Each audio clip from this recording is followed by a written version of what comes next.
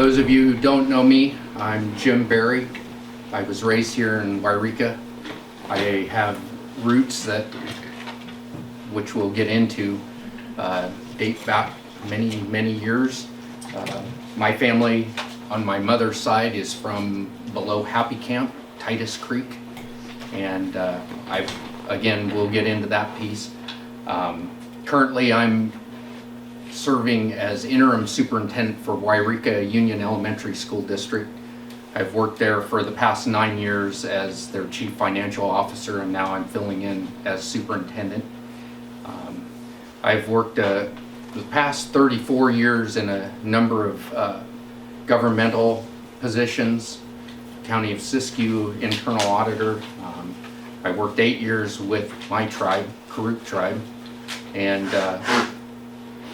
I'm happy to see people interested in a bit of history that a lot of people haven't heard about, and many people may have heard about it years ago and kind of forget about it. But I wanted to also introduce another person that his family is also a part of this history that we're going to be talking about today, and his name's Charles Sarmento. Hello, I'm Charles, and my great uncle was Flying Cloud Henry Thomas, who won the 1928 race.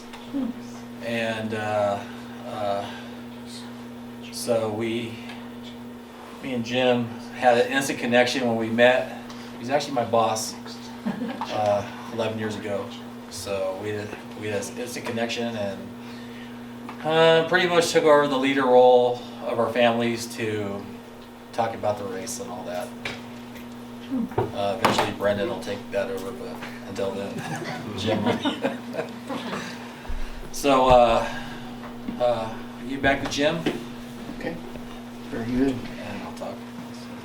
So with the 1927 Redwood Highway Indian Marathon, the whole thing started with the idea of publicizing and a little PR work on the opening of Highway 101, which happened in those years, the late 20s. The coastal highway from San Francisco on up, and eventually cutting over to Grants Pass, Oregon. There was a group of business owners that decided, hey, let's publicize this, we can make money, let's bring something that will entice people to support this highway. It'll bring business to the local communities up along the Highway 101. And so they came up with this great idea of, hey, let's put this out to the Indian tribes, and we're only going to allow Indians to race in this race. And they came up with 480 miles up the coast, cut over at Crescent City, and end up in Grants Pass, Oregon.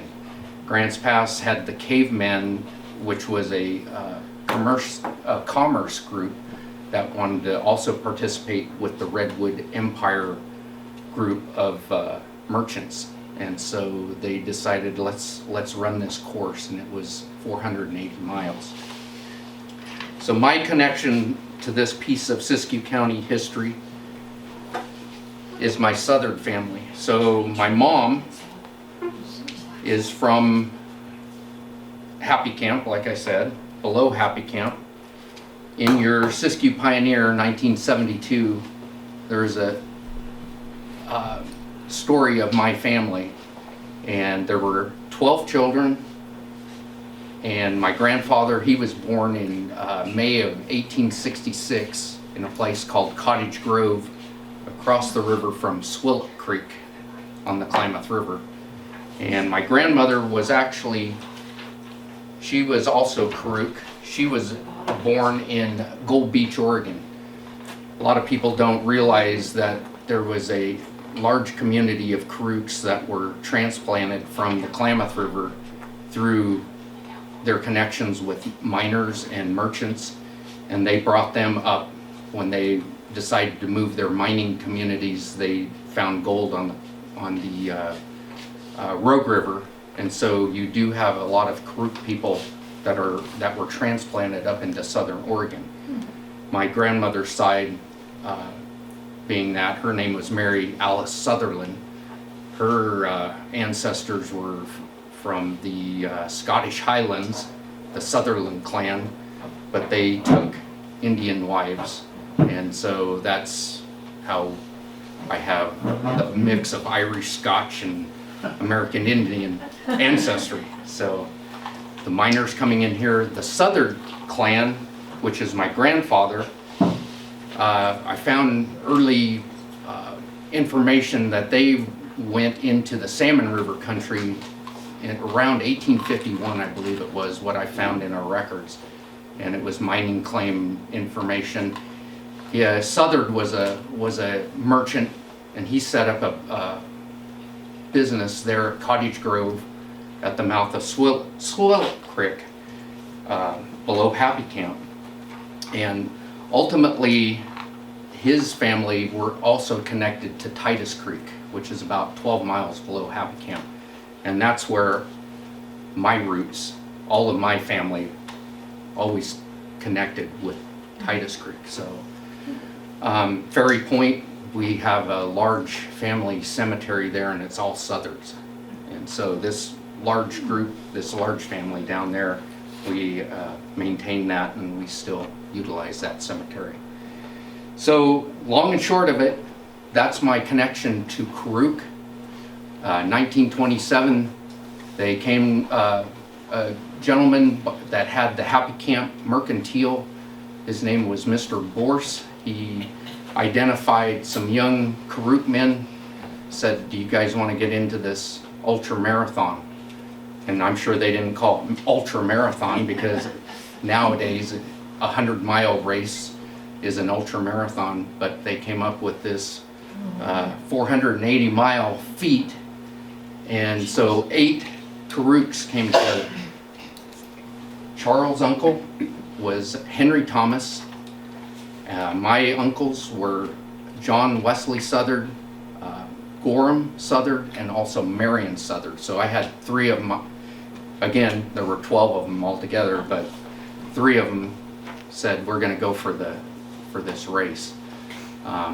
So they brought them together. Let's see. Because our names were not, they didn't sound Indian enough to make it enticing for people to publicize this. John Southard, Johnny Southard, and I remember these guys as kids, as a kid. John, they dubbed his name Mad Bull. They said, this is a great Indian name, we're gonna give you Mad Bull. Gorham was Rushing Water, and my other uncle, Marion, he was Fighting Stag. And so they were born, John was 1904, Marion was 1906, and Gorham 1908.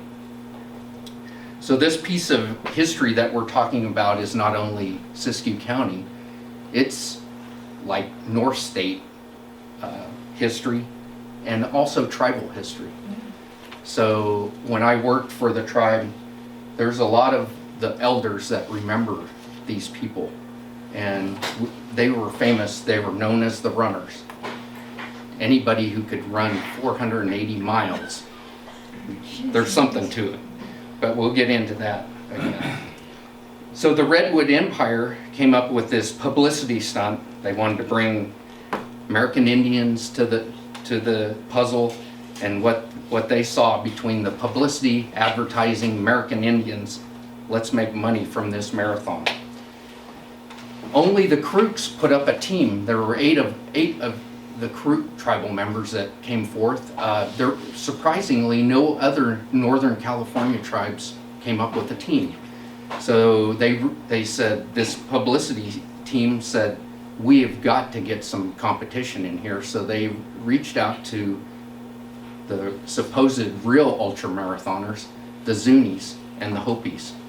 They're famous for their ultra long distance running. AAU at the time, the person in charge of the whole Southwest said, well, we're going to bring the best. So he reached out to the Zuni tribe. There was Malika and Kochi. I cannot remember the other gentleman's name, but they were famous for their ability to run long distances off of the Zuni Indian tribe in New Mexico.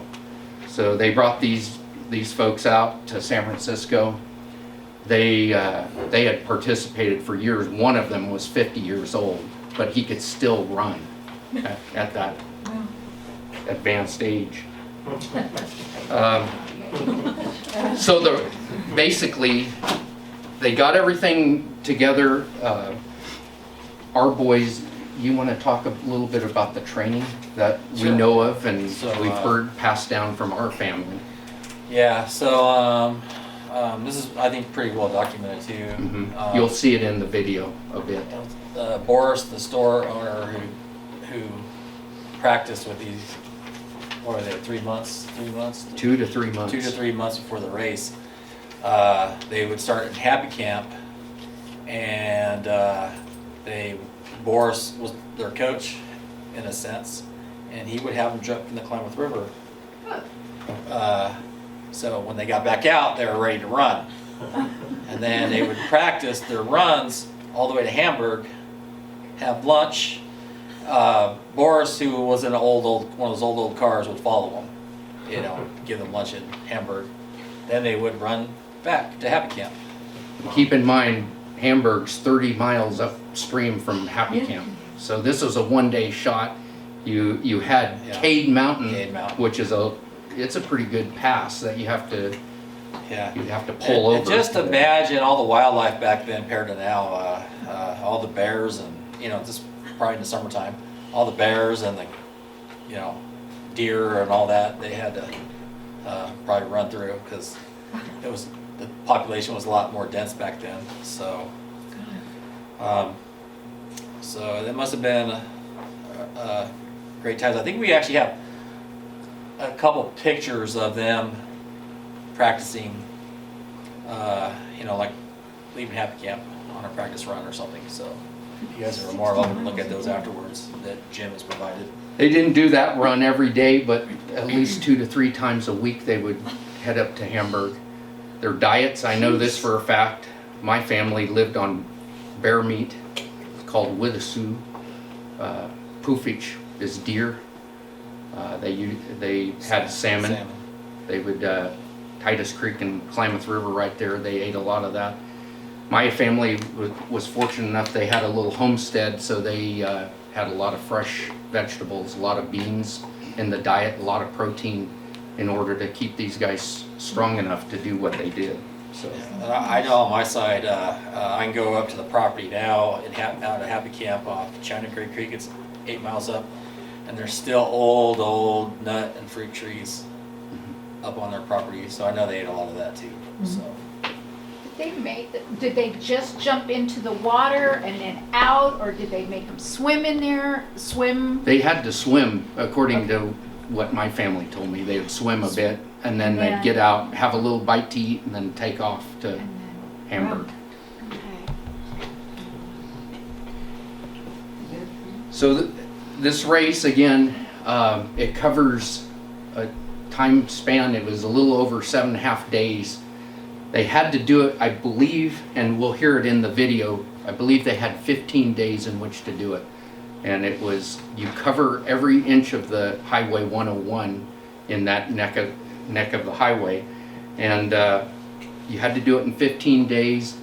I know our guys did it at 7.5 days, the first race. His uncle won the second one. He actually had a record. It was 6 days and some odd hours.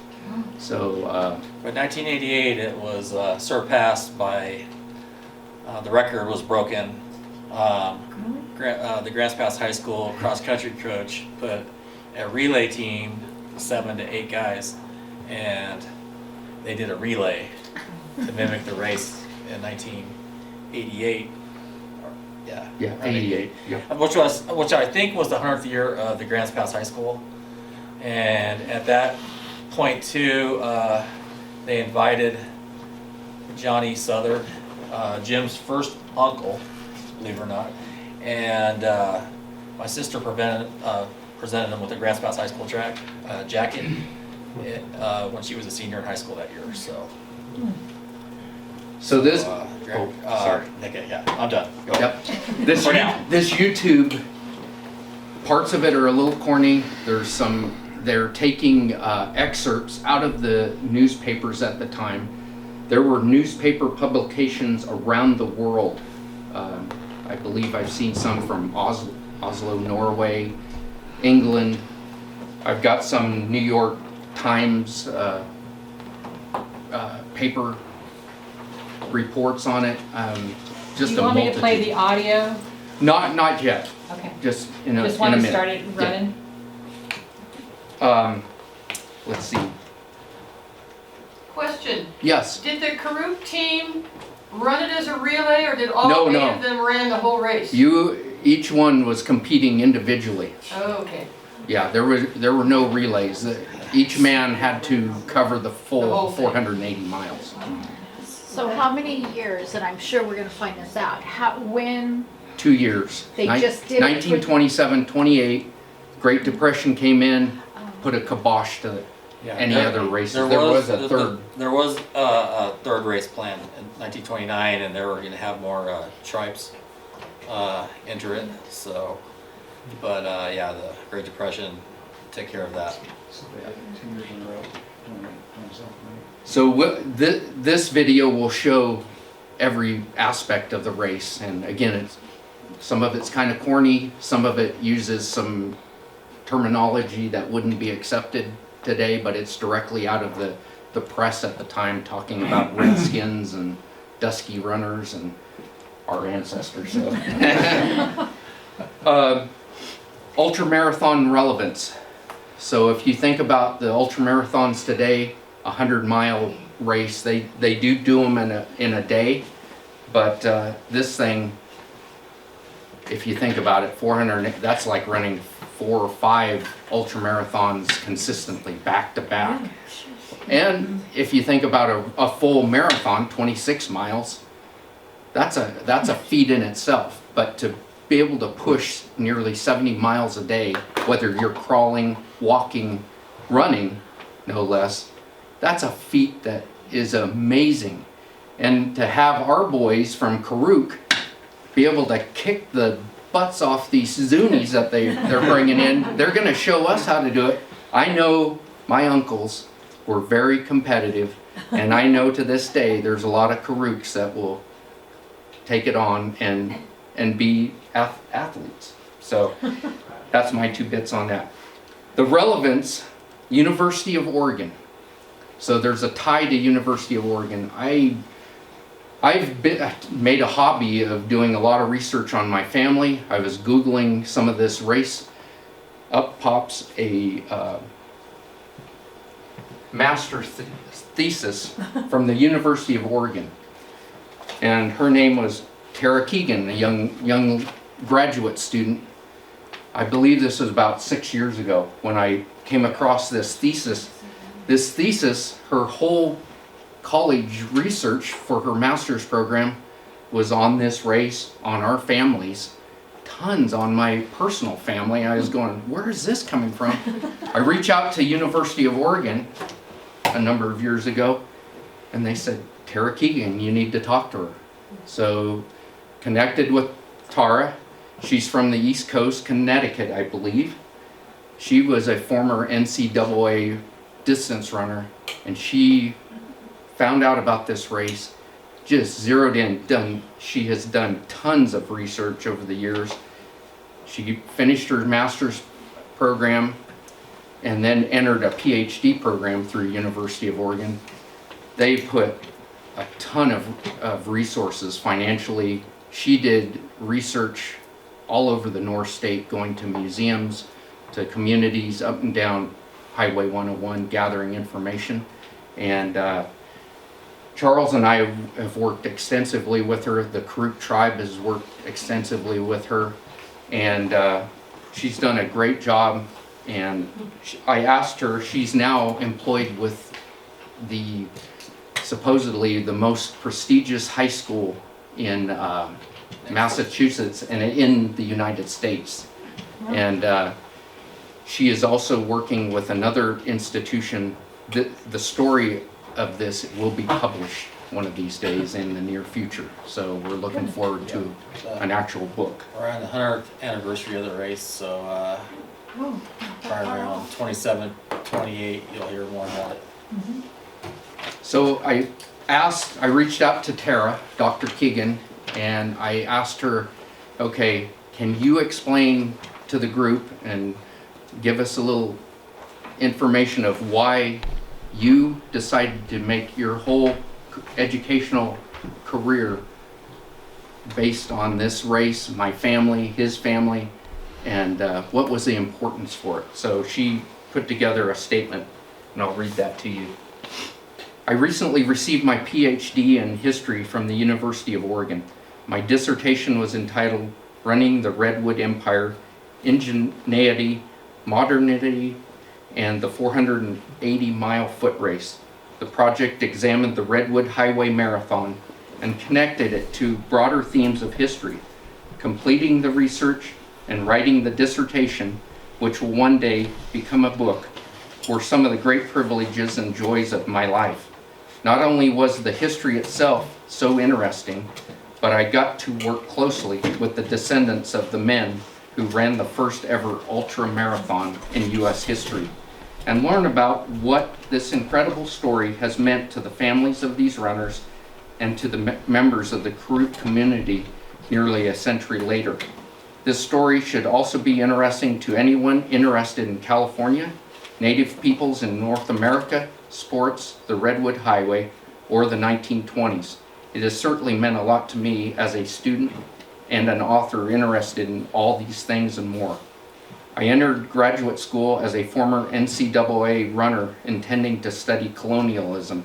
As a runner, I followed news from media outlets dedicated to sports. As a student of colonialism in the United States, I followed various Native news outlets. I started to see crossover. There were stories of Native running history and Native runners in both places. I was interested in the connection, and when I started digging, I found a short article about the Redwood Highway Marathon in an online Oregon encyclopedia. There were other scattered mentions of and pictures from the event on the internet, but there was no full-length book, no permanent museum exhibits, no ESPN specials. In what was available, something bothered me. People had talked about the marathon in relation to the tourism industry and boosters and the highway, quoting the men who organized and administered it. It seemed to me that no one, apart from a few Karuk commentators themselves, had really considered this story from the perspective of the men who actually ran it. Who made it happen? Who proved that a human body could run nearly 500 miles in a single week over mountains through intense weather conditions? Newspapers rarely quoted them. The coverage was steeped in stereotypes. And yet there was no denying the incredible accomplishment of the men who took the starting line in San Francisco in 1927 and 28.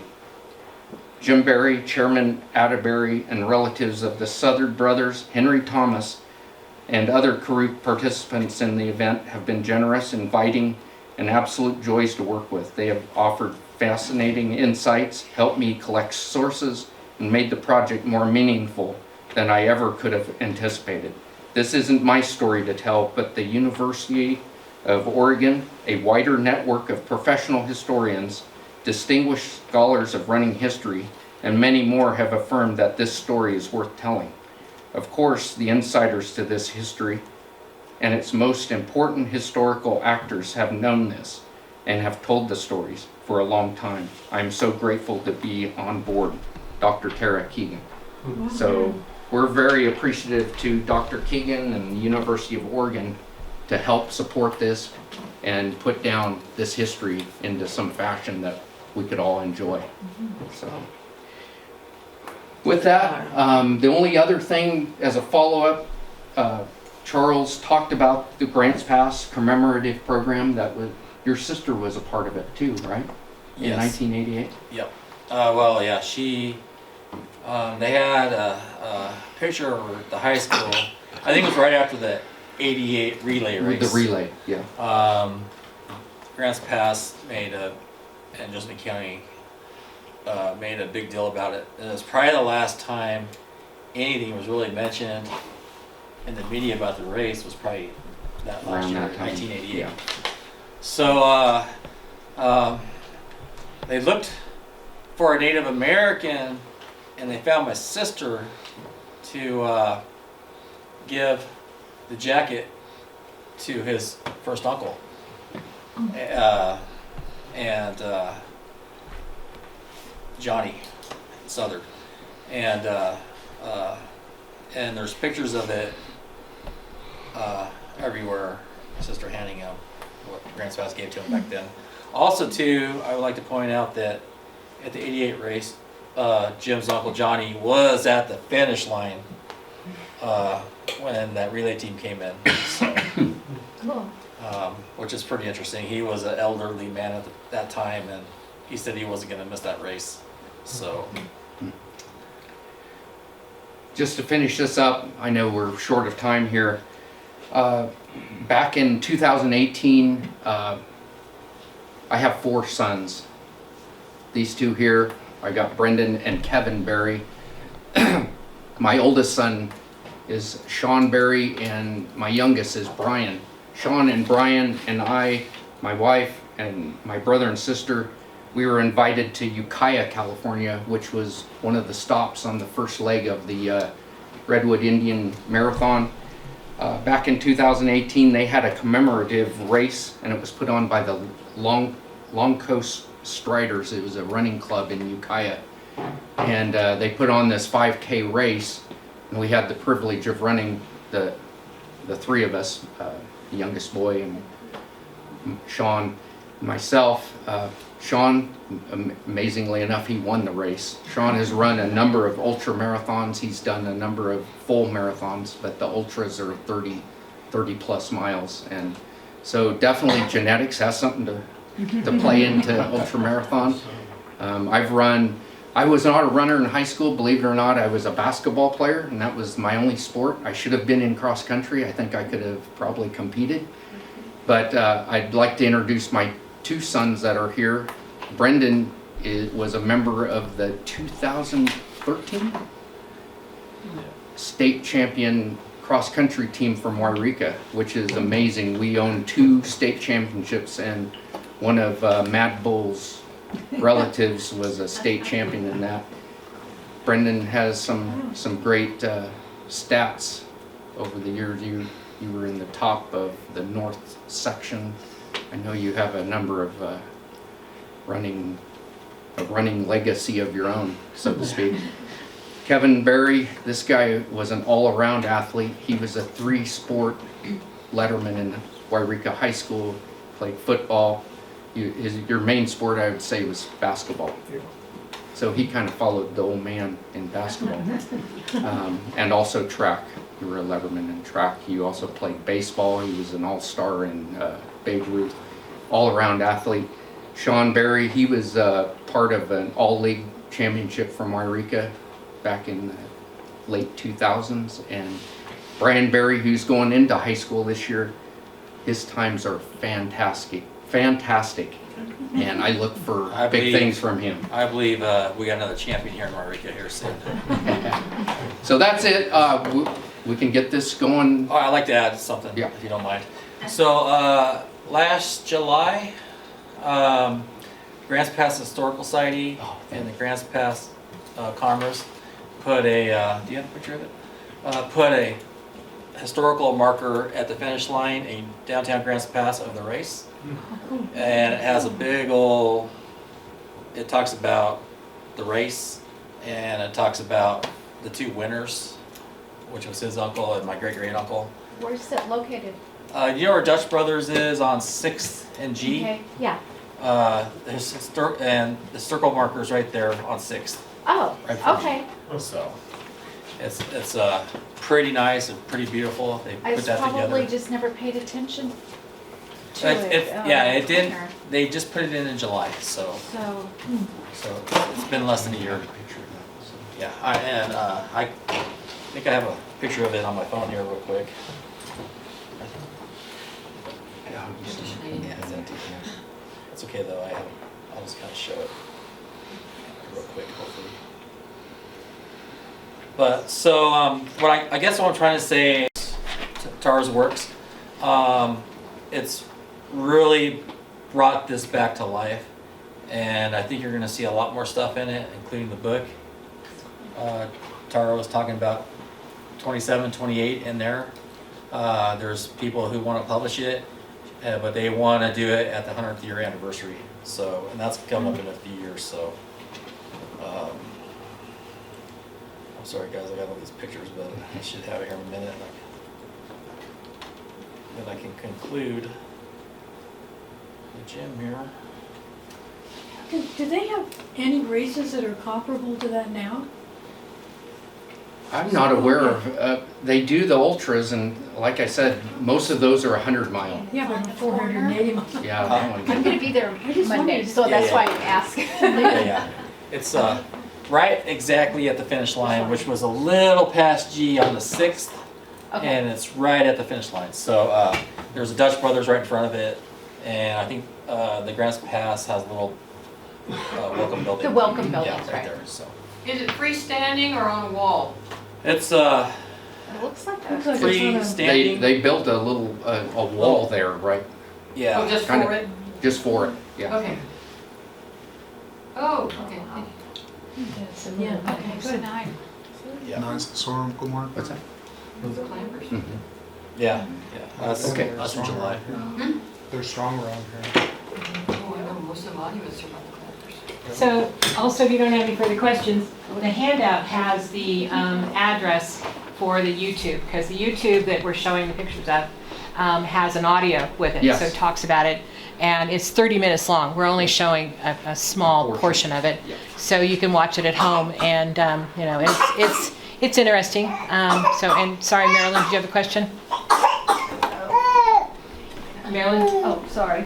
I was watching the video. I was looking at the variety of footgear. Oh, Any specific, I we mean, were just talking standing about on the that. rocks and running and it's got a what? Believe it or not, they didn't have Nikes then.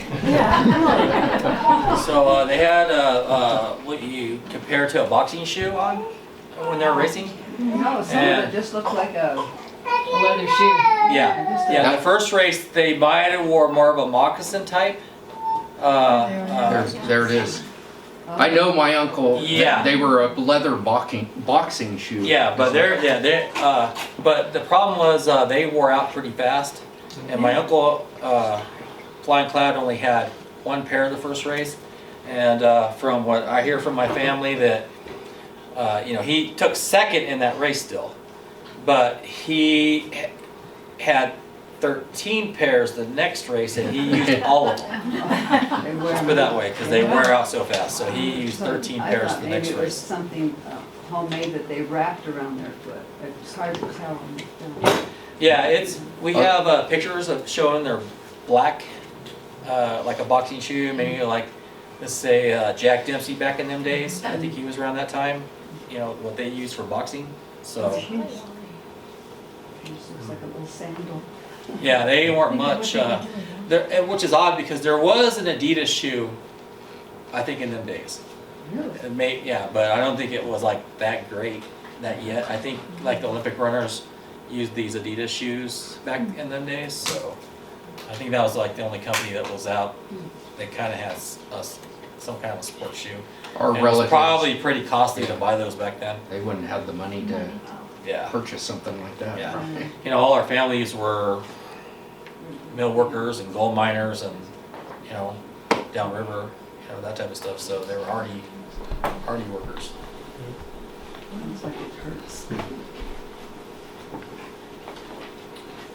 You wanna- So as I understand, we're gonna watch a little bit of the video we now, could- and then afterwards, there's we can some have- things there, and I will be over there, and so you're welcome to go look at those, but they're really sensitive, and so be real careful with old newspapers and things like that, but there's some really great things to see afterwards too.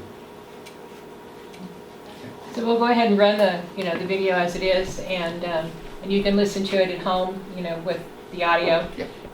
Because they've got, stories to tell about their information on the race. So it talks about their, where they stopped to eat and,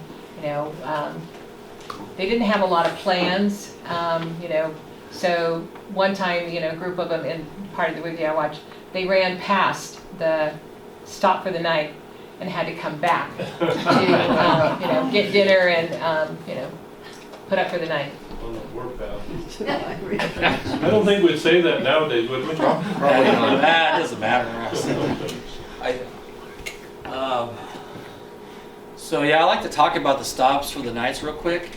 A lot of people, there were some hotels and stuff like that, or a lot of camping back then, and a lot of people offered, hey, yeah, come sleep on our sites and things like that. But I know my uncle never did it. He kind of just slept on the road for a couple hours and he would go take off again. So, but everybody was friendly back then. They all wanted to hang out and stuff. There is a short clip, I think, on YouTube where they show the actual race through the redwoods for a very short time. So there is an actual clip of that. We'll look it up. Well, this particular video has a photo of the trail through the redwoods. Nobody's running on it, but it's just a narrow footpath. You know, it's not like a road. Yeah, it actually shows the runners. I'll have to look for that. Yeah. I think Flying Cloud and Jim's uncle Johnny was long gone by then. Yeah. So, Yeah.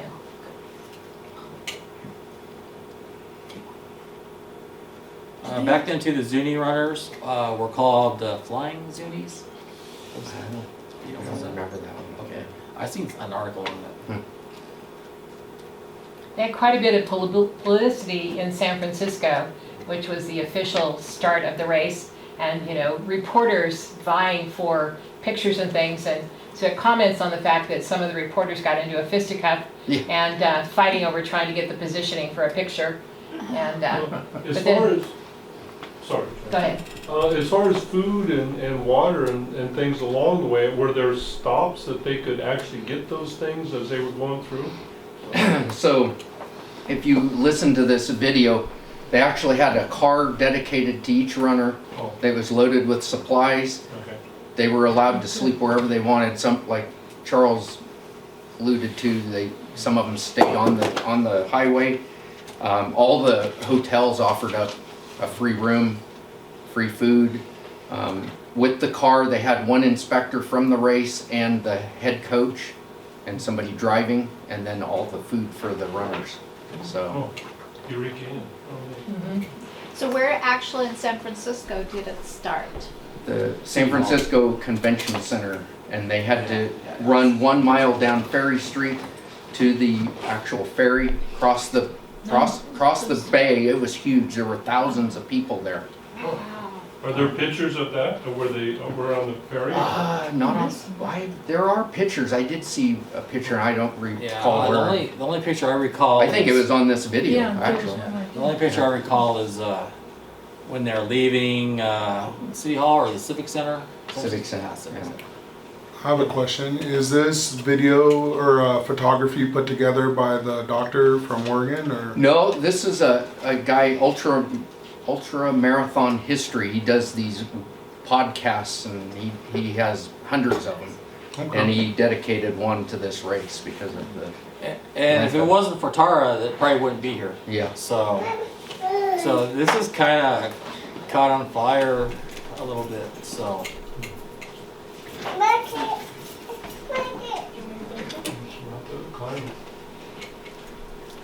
Any more questions?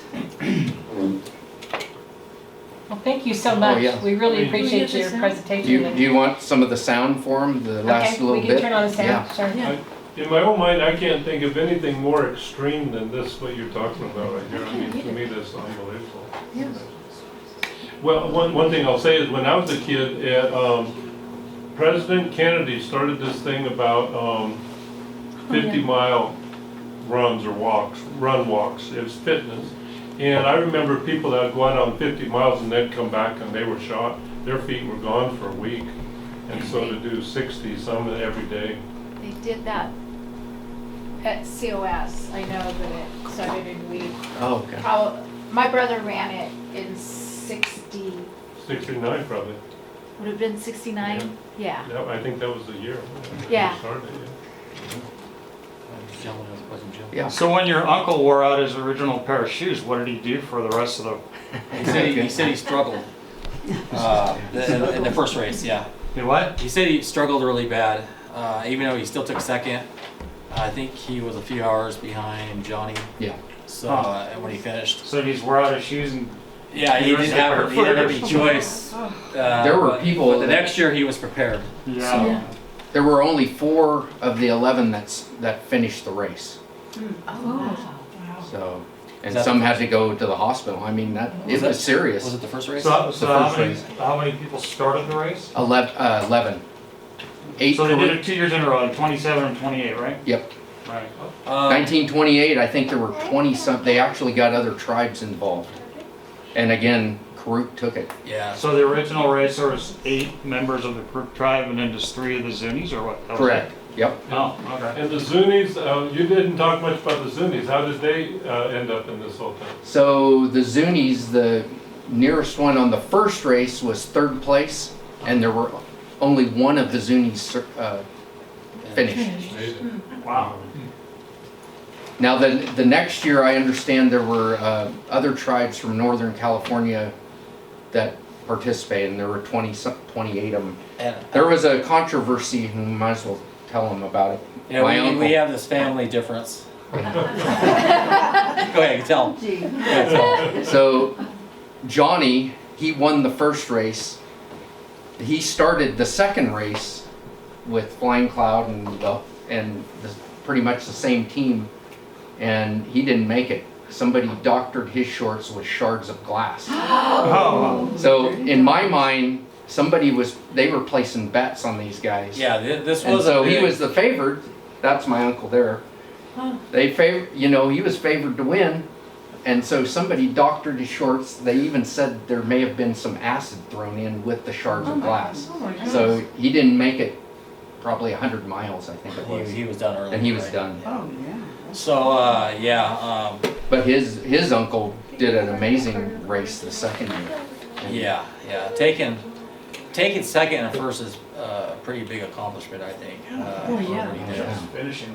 Just finishing the Yeah, because I even think it was less than a handful of people that finished even the second second. race. Yeah. So from what I remember, and I know all my family would be outside of Grants Pass, waiting for my uncle to come, and then then they would run kind of behind him back into Grants Pass. Oh, neat. So I know that kind of happened too. And I know that they always camped at the last spot. My family did, outside of Grants Pass. So, because I remember hearing stories about that all the time. It's incredible. Do you think with the altitude here compared to, for the Zunis might have made a Oh, difference I'm- too with that training? I'm certain of that. If our guys would have had to go to their climate, our guys would have expired, I'm sure. Yeah. But they got into the hills and everything. I'm sure that played a big factor in their training. You know, they weren't used to the mountains. They came out of New Mexico, right? New Mexico. New Mexico. And I know there's Wow. lots of hills and mountains in New Mexico too, Yeah. but the climates are way different. Mhm. So they have it drier, we kind of have more of a wetter. And I'm sure in the early mornings of the coast and it's foggy, they're used to that. So, Well, there was something. So that's the finish right there.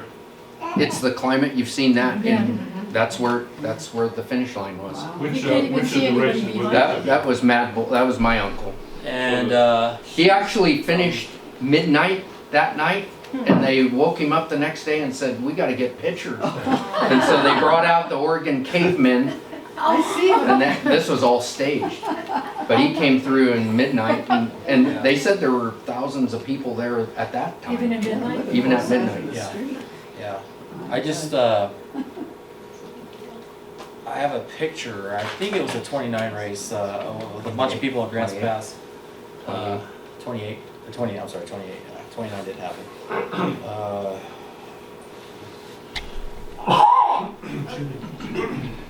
Well, like in real life, were there people closer behind him? When he actually finished? or- 9 hours. His uncle Is it- came in 9 hours later. Oh my God, so there wasn't anybody.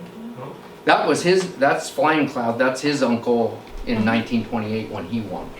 Wow. And of course, karuks don't wear headdresses, but they put a headdress on, make him look like an Indian. You're supposed to Well, look like we- a real Indian. Yeah. Well, we kind of do during ceremonies. Well, right? yeah, not a full Ceremonial. head. Yeah. Ceremonial. Not like that. And what were their ages? My uncle was 24, I think his was like 19. They were in their early 20s. Or- My Gorham, he was favored to win the race. He actually died a few months after this race. He contracted pneumonia and passed away. Oh, wow. This is my uncle right after the race was over with, and he's mobbed by a crowd. Oh my gosh, And yeah. they didn't pay cash. They paid in That was gold. the Grants Pass. Oh, So they didn't pay cash? Yeah, didn't they pay? no, they paid in gold and Gold. silver. Oh, Yeah, they paid in metals in a bucket. Well, I don't know the first race. I don't know what they I paid. think it was But cash. I know my uncle got all gold and silver. So yeah. the first race might have been cash. Yeah. But he got all paid in gold, and then unfortunately, they started having robberies at his house after he won, and a lot of stuff might have got taken from what my family says. So Is that your uncle? That was my uncle, 1988. Oh my gosh. He was yeah. still mining at that time. I remember as a kid meeting him down below Happy Camp. Yeah. It's really neat that he showed up. He's, you know, Oh, yeah. yeah. he's probably the only living one left. I think he was, yeah. So, sorry, these 6 guys did the marathon, but in a relay, right? In a Is that the relay, one you yeah. mentioned? Yeah, in a relay. And I thought there were 7 of them. One might be missing. Okay. So kind of like the hood to coast relay that they do. Oh, okay, yeah. But in a relay, like one guy runs this far and They then might the next run guy. 6 miles and then the next guy And so takes it it. isn't somebody running the whole No. 400. Yeah, somebody got to a stop, the Yeah. original stops, and then they stopped and they had the other runner. Yeah, so they didn't beat your record at all. I mean, Yeah. Well, Close. the teacher talks about it, that Oh. had these students. We had him at the Yeah, Commemorative, and he was the one that said that we broke the record, so. well, Yeah. we did. Yeah. Nothing different. Yeah. I mean, he was proud of it, so. Well, yeah, yeah. And, yeah, we were fine with it. It's, For marathon racing, what's considered to be the best time of a person's life? What age? Is there like late 20s? What I heard was like 25 is your ultimate physical, your strongest at that point. You know, like, Train left the station. I don't know. Several years ago for me. I was thinking about doing this race, but maybe I won't try. Yeah. I'll just say, I mean, I imagine it's way different. It's way more dangerous. The roads are way more dangerous. The cars are way more faster than they used to be. Yeah. So I wouldn't try it. That's for sure. They're Well, you probably wouldn't get got permission from half- Caltrans either in Yeah. California. I was reading an article, a lady just died this week. She was finishing the LA marathon. She finished the marathon and then passed away. So it's dangerous if you're not in shape. I think it attests to the fact of these people's lifestyle. Yeah. They only train two to 3 months. Yeah. So before that, you know, I know my uncle was famous for packing deer out of the mountains, like 10 miles packing a deer. I mean, they were in shape, and he was not a big man. He was probably 5'6", but Yeah. you know, they're just solid muscle, and it was amazing. But look at the lifestyle: no Twinkies, no Golden Arches, no pizza. It was just No real Arby's, food. which is coming soon. Yeah. Yeah. I love Arby's. I'm like, no, don't bring Arby's. I don't like all the other fast food restaurants. Don't bring Arby's. The pressure, the pressure. Any other questions you guys have, or I think that's about all we have for you. Could you guys reintroduce yourselves for the video? You bet. Yeah. I'm Jim Berry, and I'm with the Southern family. Charles Sarmento. My family's the Brazil and Thomas, and I work for the Creek Tribe Housing Authority the last 11 years, also. and I'm with, currently with the Wairika Union Elementary School District. Thank you very much. Thank you. And again, Thanks for having us. Contact us by phone or email or the website, and we will make an appointment to do more